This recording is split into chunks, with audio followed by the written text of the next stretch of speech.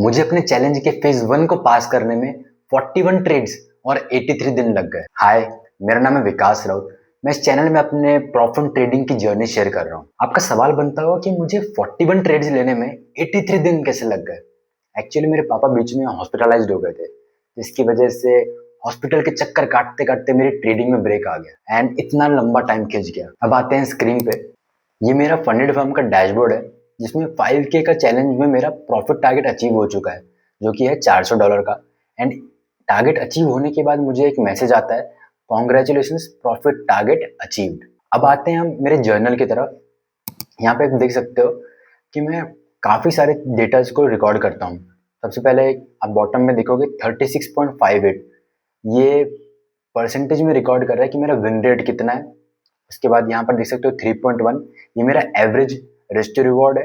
And इसी चीज़ को मैं अगर आगे मूव करता हूँ, यहाँ पर एक और डेटा देख सकते हो आप 68.29% का, ये मेरा डिसिप्लिन स्कोर है कि मैं अपनी चेकलिस्ट को कितनी बार फॉलो कर रहा हूँ, ये वो ट्रैक करता है। इसके साथ साथ अगर मैं थोड़ा सा और आगे बढ़ाऊँ, यहाँ पर एक और आपको डेटा देखने मिलेगा कि मैं डायरेक्शन को कितनी बार सही जज कर पा रहा हूँ, ये वो रिकॉर्ड करता है, जो कि आया है 51.22% का। अब मैं आपको कुछ ट्रेड्स का ब्रेकडाउन देता हूँ।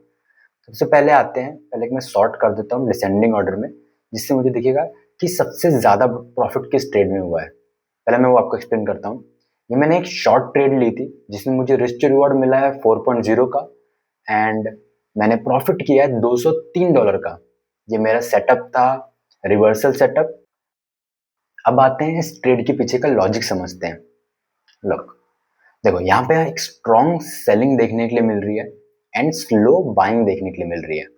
अब क्या होता है, प्राइस मेरे सप्लाई जोन में आता है एंड यहाँ पर सेलर्स को इनवाइट किया, एक बार, दो बार, तीन बार। जब मल्टीपल टाइम्स इस एरिया के पास में प्राइस गिर रहा है, तो कौन एंटर हो रहा है? सेलर्स। इनके स्टॉप लॉसेस कहाँ पे होंगे? इस हाई के ऊपर में। जैसे ही ये स्टॉप लॉसेस हंट होते हैं, उसके बाद प्राइस फॉल करता है। यहाँ पर मुझे चेंज ऑफ कैरेक्टर देखने के लिए मिला, जिसकी वजह से हाई स्ट्रॉन्ग हो गया एंड लो वीक हो गया। अब क्या होता है कि मेरा प्लान बनता है इस चेंज ऑफ कैरेक्टर के बेसिस पे कि मैं एक शॉर्ट की ट्रेड लूंगा। एंड देखो, मैं क्या वेट करता हूँ कि प्राइस एक बार एक लिक्विडिटी ले एंड इस सप्लाई जोन से, जिस सप्लाई जोन ने चेंज ऑफ कैरेक्टर किया है इस लो के नीचे क्लोजिंग देने के बाद, अब क्या हुआ कि प्राइस ऊपर जाता है, इस लिक्विडिटी को कैप्चर करता है एंड इस सप्लाई जोन से फॉल करता है एंड मेरा टारगेट अचीव हो जाता है। इस ट्रेड में जैसा कि मैंने पहले बताया, $203 का मेरा प्रॉफिट होता है। Let's come to the next trade, जिसमें मेरा सबसे ज्यादा लॉस हुआ है। एक ये ट्रेड है,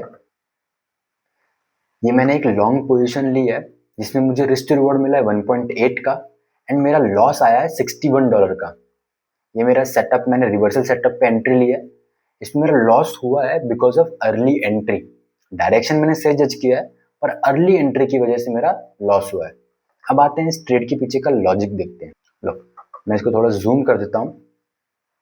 यहाँ पे क्या हुआ है, देखो, प्राइस यहाँ से सेलर्स के लिक्विडिटी को ग्रैब करता है, उसके बाद एक शार्प फॉल आया है, जिसकी वजह से ब्रेक ऑफ स्ट्रक्चर हो जाता है एंड ये हाई प्रोटेक्टेड हो गया है।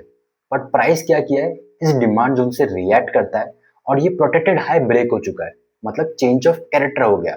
इसके बाद अब हाई वीक हो गए हैं और लो स्ट्रांग हो गए हैं। अब क्या देखने मिल रहा है कि प्राइस ने ये लिक्विडिटी लिया, उसके बाद पुल बैक दे रहा था। इस पुल बैक पे मैं क्या करता हूँ कि इस डिमांड जोन से एक एंट्री प्लेस करता हूँ।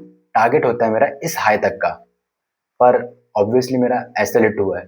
इसमें मैंने गलती क्या किया, मैंने अपना चेकलिस्ट फॉलो नहीं की है, जो कि है कि इंड्यूसमेंट का वेट करना चाहिए, एसएल हंट का वेट करना चाहिए, जो कि मैंने इस ट्रेड में किया नहीं है। प्राइस करता क्या है, मेरा एसएल हिट होने के बाद हुआ क्या है, प्राइस इस लो की लिक्विडिटी लेता है एंड ये इस लो की भी लिक्विडिटी लेता है। उसके बाद प्राइस मेरे डायरेक्शन में मूव हुआ है। अब देख सकते हो कि जो मैंने स्ट्रॉन्ग लो मार्क किया है वो प्रोटेक्टेड रहा है, पर ये हाई ब्रेक हुआ है।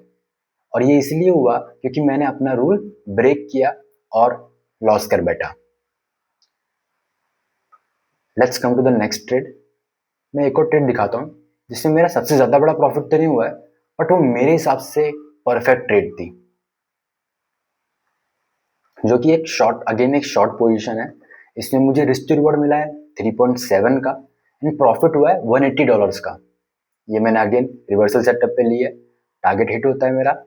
इस ट्रेड को मैं परफेक्ट इसलिए बोल रहा हूँ क्योंकि मैंने अपनी सारी की सारी चेकलिस्ट फॉलो की है, उसके साथ साथ मैंने कंप्लीट टारगेट तक का वेट किया है। अगर आप देखते हैं इस ट्रेड के पीछे का लॉजिक समझते हैं। देख 15 मिनट टाइम फ्रेम में यहाँ पे शार्प फॉल आया और चेंज ऑफ कैरेक्टर हो जाता है, जिसकी वजह से लो वीक हो चुके हैं एंड प्राइस अभी इस सप्लाई जोन से रिएक्ट कर रहा था।